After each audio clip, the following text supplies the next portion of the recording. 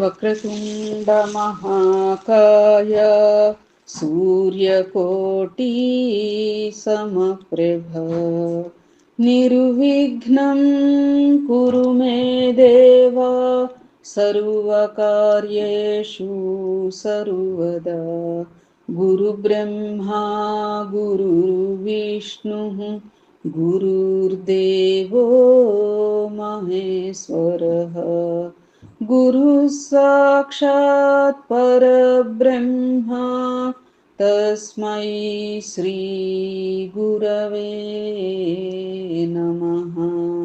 శరదా శరదాంభోజ వదనా వదనాంబుజే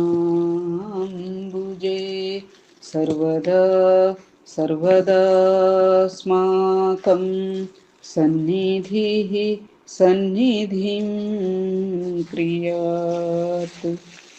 ఓం శ్రీ సాయిరామ్. ఓం శ్రీ సర్వలోకారాధ్య శ్రీ స్వామి సమర్థాయ నమః. శ్రీ అక్కల్కోట స్వామి సమర్థ లీలామృతం 27వ అధ్యాయ ప్రారంభం. విద్యాసాగర. ఈ అధ్యాయంలోని లీలలు సుందరబాయి శ్రీ స్వామి దగ్గర రాజోద్యోగిగా ఉన్న సమయంలో జరిగినవి. అది శ్రీ స్వామివారి సంకల్పముతో ఒక మఠం స్థాపనకు నాందిగా మారినది.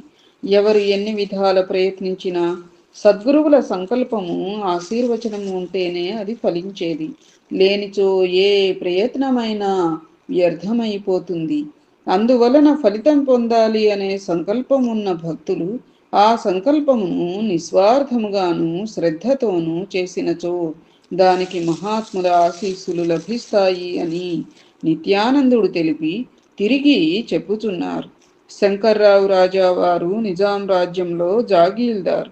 ఇతను గొప్ప ధనవంతుడు. సంవత్సరానికి 6 లక్షల ఆదాయం ఉన్నవాడు. అతనికి ఒకప్పుడు తీవ్రమైన క్షయవ్యాధి సంక్రమించింది. దానికి తోడు అతన్నొక బ్రహ్మరాక్షసి ఆవరించి వేధించి జీవితమును దుర్భరముగా చేయసాగినది. ఎంతో మంది వైద్యులను సంప్రదించినాడు. ఎంతో మంది మాంత్రికుల చేత మంత్రాలు వేయించినారు. దానికోసం ఎంతో ధనమును ఖర్చు చేసినారు. అయినా ఫలితం కలగలేదు. నానాటికి కృషిస్తున్న అతనిని శ్రీక్షేత్ర గాణగాపురమునకు వెళ్ళమని, అచ్చట గల శ్రీదత్త నిర్గుణ పాదుకలను దర్శించమని స్నేహితులు సలహా ఇచ్చారు.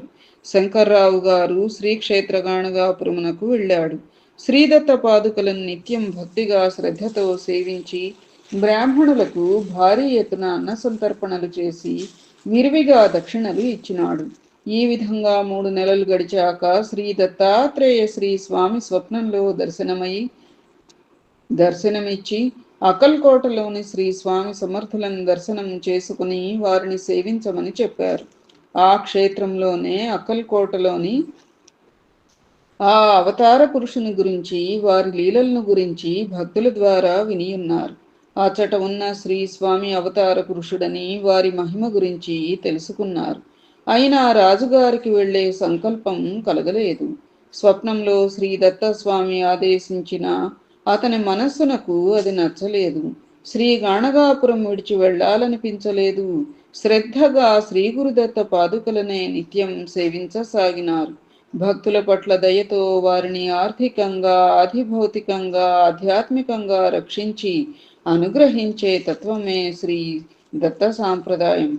శిష్యులు, భక్తులు ఏ దత్తావతారములనైనా ఆ సాంప్రదాయ గురువులు ఎవరినైనా అనుష్ఠానంగా ఉంచుకుని ఆరాధించినా అది మూలతత్వమైన శ్రీ గురుదత్తునికే చేరుతుంది. అందువలన ఈ భక్తులు, శిష్యులు ఆర్తితో పిలిచితే ఆ దగ్గరలో ఉన్న ఏ దత్తావతారమైన సాంప్రదాయ గురువులైనా వీరి పిలుపును విని వీరిని రక్షించి అనుగ్రహించగలుగుతారు. అందువలన దత్త సాంప్రదాయ శిష్యులు, ప్రశిష్యులు తాము ఆరాధించినదే శ్రీ గురుతత్వం అని, వేరే ఆకారములు కాదని విశ్వసించరాదు. గురువుల ఆకారములు ఎన్ని ఉన్నను అందులో పనిచేయు శక్తి శ్రీ దత్తాత్రేయ స్వామియే. వారే జగద్గురువు. అందరి పూజలు, సేవలు ఏ ఆకారానికి చేసినా అందేది శ్రీ గురుదత్తునికే.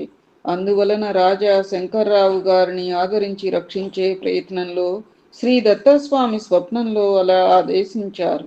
వీరు విశ్వసించి వెళ్ళకపోతే కొద్ది కాలం తర్వాత శ్రీ దత్తస్వామి మరలా స్వప్నంలో కనిపించి, రాజా, నీవు వెంటనే అక్కల్కోటకు వెళ్ళు, అక్కడ ఉన్న నా రూపమును దర్శించి సేవించు, నీకు స్వస్థత చిక్కుతుంది అని ఆదేశించినారు. రాజావారు చాలా సంతోషించి చాలా ఆలోచించి శ్రీ స్వామి మొదటి ఆదేశం ప్రకారం నడవనందునకు బాధపడి క్షమాపణ కోరుకుని తెల్లవారగానే బయలుదేరి అక్కల్కోట చేరినారు. ఆ సమయంలో శ్రీ స్వామి సమర్థులు కార్నల్ కర్ ఇంటనున్నారని తెలిసి అచ్చటికి వెళ్లి శ్రీ స్వామిని దర్శించడానికి ప్రయత్నించుచుండగా అక్కడ అప్పటికే చాలా మంది భక్తులు వేచి ఉన్నారు. అంతమందిలో తాను తన బాధను శ్రీ స్వామికి తెలపలేక శ్రీ స్వామివారి భక్తులతో మాటలాడ ప్రయత్నించగా సుందరబాయిని సంప్రదించితే మంచిదని తెలిసింది. శ్రీ రాజావారు సుందరబాయిని చూచి తమ బాధను తెలుపుకుని శ్రీ స్వామి అనుగ్రహం లభించేలా చేయమని కోరినాడు. అందులకు సుందరాబాయి, రాజా, నీకు తప్పక నయమవుతుంది. అయితే శ్రీ స్వామికి నీ గురించి చెప్పవలనంటే నీవు నాకు 2000 రూపాయలు ఇయ్యాలి. అలా ఇవ్వగలిగితే నేను తప్పక నీకు సహకరించగలను అన్నది. రాజావారు గొప్ప ధనవంతులని ఆమె గ్రహించినది. అందులకే ఆమె అలా కోరినది.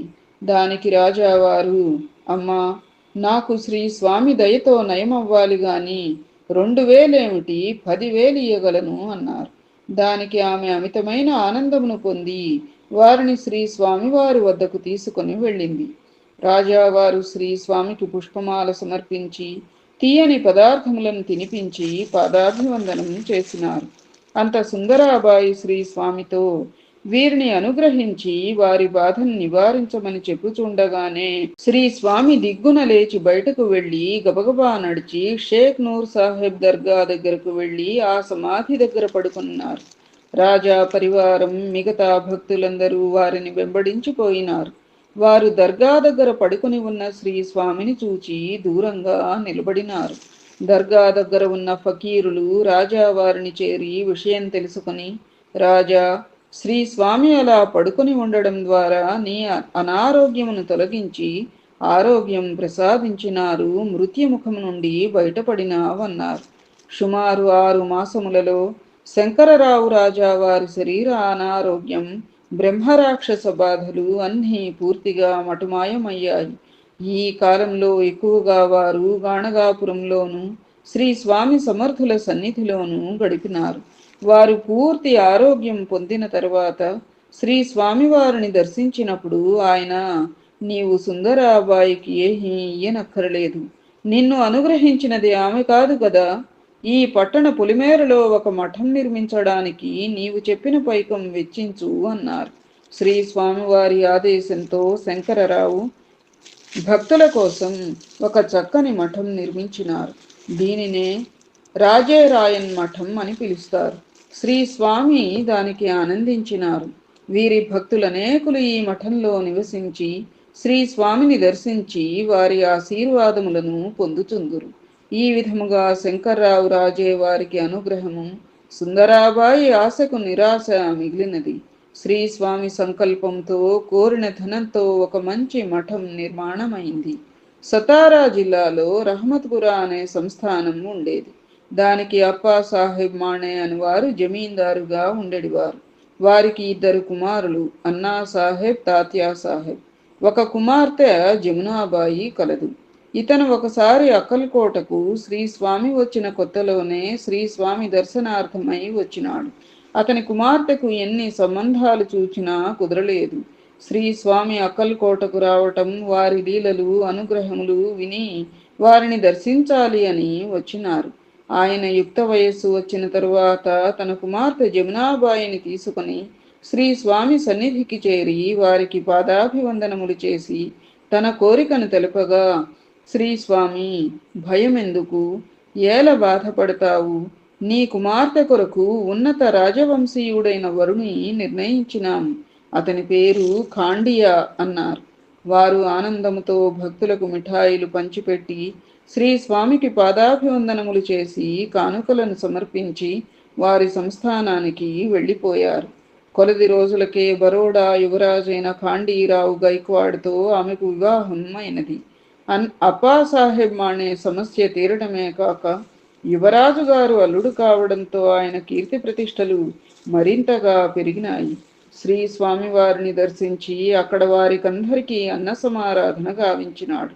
తరచుగా శ్రీ స్వామిని దర్శించేవాడు. అప్పాసాహెబ్ అక్కల్కోటలో శ్రీ స్వామిని దర్శించడానికి ఎప్పుడు వచ్చినా చాలా రోజులు ఉండేవారు. అతనికి అక్కడ శ్రీ స్వామి దర్శనం, అక్కడ జరిగే సంకీర్తనలు, పురాణ కాలక్షేపముల యందు చాలా ఇష్టంగా ఉండేది. అందువలన అతను తన బాధ్యతలను పెద్ద కుమారుడైన అన్నాసాహెబ్ మీద వదిలి ఇక్కడే కాలక్షేపం చేసేవారు. దానికోసం ఒక ఇంటిని కూడా ఏర్పాటు చేసుకున్నారు. ప్రతినిత్యం క్రమం తప్పకుండా శ్రీ స్వామిని దర్శించేవారు. ఇలా ఉండగా ఒకసారి అతనికి టైఫాయిడ్ జ్వరం వచ్చినది. అతని ఆరోగ్యం క్షీణించడం వలన లేచి తిరగలేక శ్రీ స్వామిని దర్శనం చేసుకోలేకపోయారు. అంత బాధలో కూడా అతను శ్రీ స్వామిని మరువలేదు. ప్రతి క్షణం శ్రీ స్వామిని స్మరించుచూనే ఉండేవారు. రోజు రోజుకు అతని పరిస్థితి విషమిస్తున్నందువలన దానిని రక్షించుటకై శ్రీ స్వామి ఒకరోజు అతని ఇంటికి వెళ్ళి అతనికి దర్శనం ఇచ్చినారు. ఆ సమయంలో అప్పాసాహెబ్ స్పృహలో లేకుండిరి. వారి కుమారుడు తాత్యాసాహెబ్ శ్రీ స్వామికి నమస్కరించి తండ్రి పరిస్థితి చెప్పి దీనముగా నిలబడింది. శ్రీ స్వామి తన పాదముతో అప్పాసాహెబ్ను 3 సార్లు తాకి అక్కడే కొంచెం సేపు కూర్చుని వెళ్ళిపోయినారు. ఆ తరువాత అతనికి జ్వరం తగ్గుముఖం పట్టినది. 3 రోజులలో అతనికి సంపూర్ణమైన ఆరోగ్యం చేకూరినది.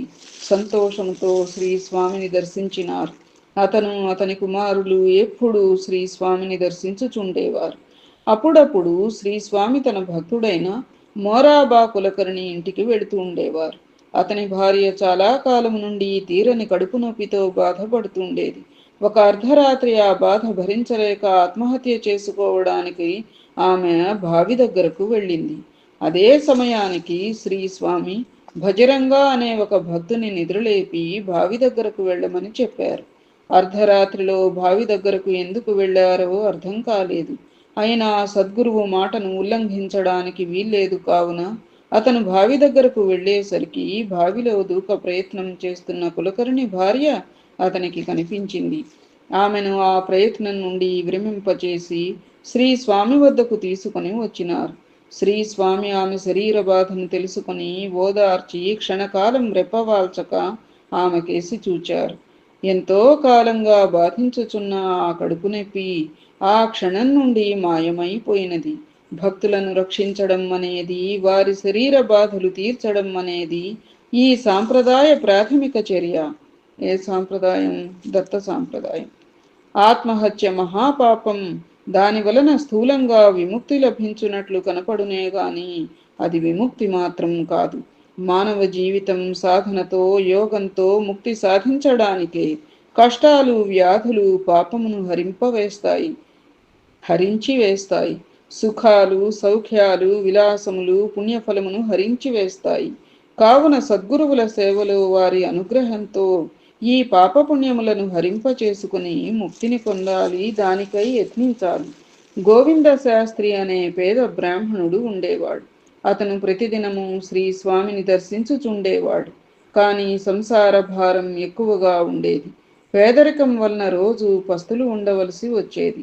భార్య పిల్లలను పోషించలేక ఆ బాధలను భరించలేక ఒకసారి అతడు ఆత్మహత్య చేసుకోవడానికి నిర్ణయించుకొని చివరిసారిగా శ్రీ స్వామి దర్శనానికి వెళ్ళాడు. శ్రీ స్వామి అతని నిర్ణయం గ్రహించి వాని వైపు చూస్తూ, మీ ఇంటి దొడ్లో చెట్టు క్రింద ఏమి దొరుకుతుందో అది తీసుకుని భగవత్ చింతనలో కాలం గడుపు అని ఆజ్ఞాపించారు. అతని ఇంటికి వెళ్ళి ఆ చెట్టు క్రింద త్రవ్వగా అక్కడ గొప్ప నిధి దొరికింది. శ్రీ స్వామివారి ఆజ్ఞ ప్రకారం గోవింద శాస్త్రి నిశ్చింతగా భగవత్ చింతనలో మునిగిపోయాడు. వీరిని శ్రీ స్వామి ఈ విధంగా అనుగ్రహించి కాపాడినారు. విద్యాసాగర, శ్రీ స్వామి తాను దత్తమూర్తి అని చెప్పకనే చెప్పేవారు. ఒకసారి ఒక బ్రహ్మచారి తీవ్రమైన కడుపు నొప్పితో బాధపడుతూ ఆ బాధ తగ్గితే నరసింహవాడి వెళ్ళి అక్కడ దత్తపాదుకలకు శ్రీ దత్తాత్రేయ స్వామికి 25 పైసలు పెట్టి పాలకోవాకుని సమర్పిస్తానని మొక్కుకున్నాడు. బాధ నివారణ అయింది. కానీ బ్రహ్మచారి మొక్కుమాట మర్చిపోయాడు. ఇది జరిగి 10 సంవత్సరాలైంది. తర్వాత అతను అక్కల్కోటకు శ్రీ స్వామిని దర్శించడానికి వచ్చినాడు. శ్రీ స్వామికి అతన్ని చూస్తూనే కోపంతో, మూర్ఖుడా, పాలకోవా మాట మర్చిపోయావా అన్నారు. అతనికి వెంటనే తాను మొక్కుకున్నది గుర్తుకు వచ్చి శ్రీ స్వామికి క్షమాపణలు చెప్పుకొని పాలకోవాలను శ్రీ స్వామికి సమర్పించాడు. దత్తావతారులను తలచి వారికి ఇస్తాను అని ఇవ్వకపోతే ఎప్పుడైనా ఎక్కడైనా ఏదో ఒక దత్తావతారం దానిని అడిగి మరీ పుచ్చుకుంటుంది. ఆ విధంగా భక్తులను రుణ విముక్తులను చేస్తుంది అని నిత్యానందుడు తెలిపినాడు. నారాయణ నారాయణ గోవింద హరే, నారాయణ నారాయణ గోపాల హరే. ఇది విద్యాసాగర శ్రీ నిత్యానంద యోగి సంవాద రూపమున శ్రీ దత్తాత్రేయ సంప్రదాయ శిష్య పరంపరలోని శ్రీ శ్రీ శ్రీ స్వామి విఠలానంద సరస్వతి మహారాజ్ శ్రీ విఠల్ బాబాజీ విరచిత శ్రీ అక్కల్కోట స్వామి సమర్థ లీలామృతం 27వ అధ్యాయం సంపూర్ణం. ఏతత్ఫలం సర్వం సద్గురు చరణారవిందార్పణమస్తు. సద్గురవే నమః. శ్రీమాత్రే నమః. ఓం గ్రాం దత్తాత్రేయాయ నమః. శుభం భవతు.